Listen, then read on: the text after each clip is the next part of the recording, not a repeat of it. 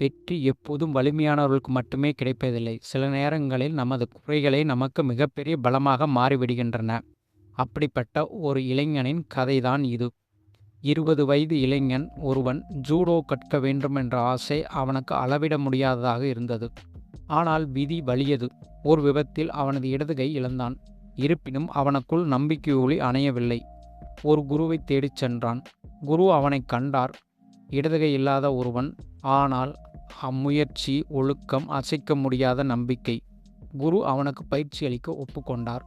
ஒவ்வொரு நாளும் பயிற்சி, ஆனால் ஒரே முறை தாக்குதல் மட்டுமே. அந்த தாக்குதல் நுட்பத்தில் வேறு எந்த பயிற்சியும் அங்கே அறவே இல்லை. அந்த இளைஞனுக்கு அதில் புரிதல் எதுவும் ஏற்படவில்லை. ஆயினும் குருவின் மீது முழு நம்பிக்கை வைத்திருந்தான். அவன் தொடர்ந்து பயிற்சி செய்து வந்தான். குரு கூறினார், இந்த ஒரு குத்து மட்டுமே போதுமானது. 4 மாதங்கள் கடந்தன. அதே பயிற்சி. அவனுக்குள் சந்தேகம் ஏற்பட்டு அடுத்து என்ன என்பதை தெரிந்து கொள்ள எங்கள் சேனலை சப்ஸ்கிரைப் செய்து கமெண்டில் கருத்துக்களை தெரிவிக்கவும். குருவிடம் கேட்டான், வேறு எதுவும் கற்க வேண்டாமா?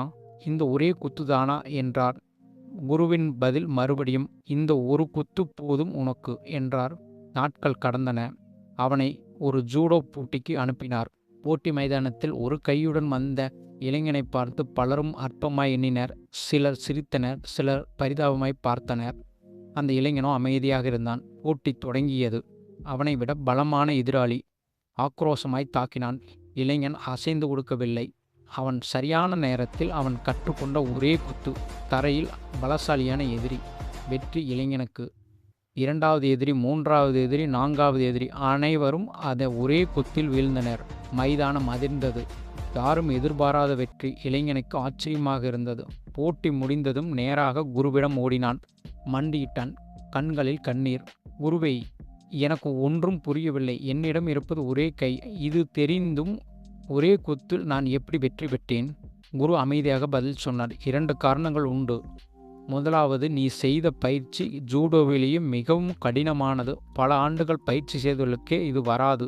நீ முழுமையாய் கற்றுக்கொண்டாய். 2வது, இந்த குத்தை தடுக்க வேண்டுமென்றால் எதிராளி உன் இடது கையை மடக்க வேண்டும். அது உன்னிடம் இல்லை. அதனால்தான் உன் வெற்றி யாரும் தடுக்க முடியவில்லை என்றார்.